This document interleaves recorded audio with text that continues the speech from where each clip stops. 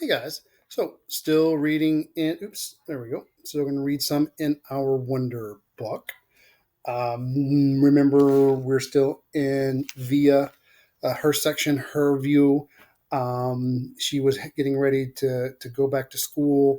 Her and her dad and mom were kind of debating on whether she should ride the train, the subway, and stuff. So, recording it. This next one is Genetics 101. Both sides of Dad's family were Jews from Russia and Poland. Papa's grandparents fled the pogroms and ended up in NYC at the turn of the century, so New York City at the turn of the century. Tata's parents fled the Nazis and ended up in Argentina in the 40s.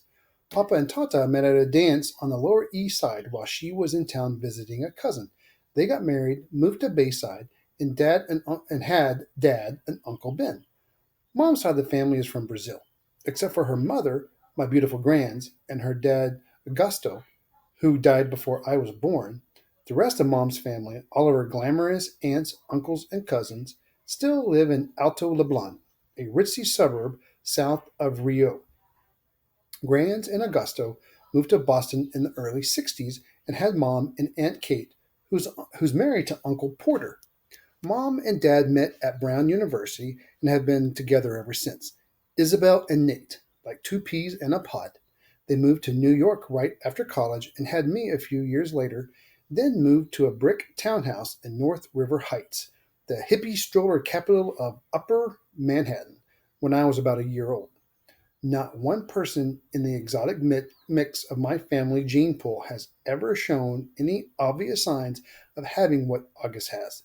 I've pored over grainy sepia pictures of long dead relatives and babushkas, black and white snapshots of distant cousins in crisp white linen suits, soldiers in uniform, lady with beehive hairdos, Polaroids of bell bottom teenagers and long haired hippies, and not once have I been able to detect even the slightest trace of August's face in their faces. Not a one. But after August was born, my parents underwent genetic counseling. Then they were told that August had what seemed to be a previously unknown mandibulofacial dystosis caused by an autosomal recessive mutation in the TCOF1 gene, which is located on chromosome 5, complicated by a hemifacial microsomia characteristic of OAV spectrum. Sometimes these mutations occur during pregnancy. Sometimes they're inherited from one parent carrying the dominant gene. Sometimes they're caused by the interaction of many genes, possibly in combination with environmental factors. This is called multifactorial inheritance. In August's case, the doctors were able to identify one of the single nucleotide deletion mutations that made war on his face. The weird thing is, though, you'd never know it from looking at them. Both my parents carry that mutant gene, and I carry it too. So that's a lot of information just kind of explaining what happened to Augie and his face, and I don't understand some of it. So if you don't, that's okay. Carrying on. This is called the Punnett square, which is a genetic thing, a genetic formula worksheet that you can trace things. So don't worry about it. So it's called the Punnett square. If I had children, there's a 1 in 2 chance that I will pass on the defective gene to them. That doesn't mean they'll look like August, but they'll carry the gene that got double dosed in August and help make him the way he is. If I marry someone who has the same defective gene, there's only a 1 in 2 chance that our kids will carry the gene and look totally normal, a 1 in 4 chance that our kids will not carry the gene at all, and a 1 in 4 chance that our kids would look like August. If August had children with someone who doesn't have a trace of the gene, there's a 100% probability that their kids will inherit the gene, but a 0% chance that their kids will have a double dose of it, like August, which means they'll carry the gene no matter what, but they could look totally normal. If he marries someone who has the gene, their kids will have the same odds as my kids. This only explains a part of August that's explainable. There's that other part of his genetic makeup that's not inherited, but just incredibly bad luck. Countless doctors have drawn little tic tac toe grids for my parents over the years to explain the genetic lottery to them. Geneticists use these Punnett squares to determine inheritance, recessive and dominant genes, probability, and chance. But for all they know, there's more that they don't know. They can try to forecast the odds, but they can't guarantee them.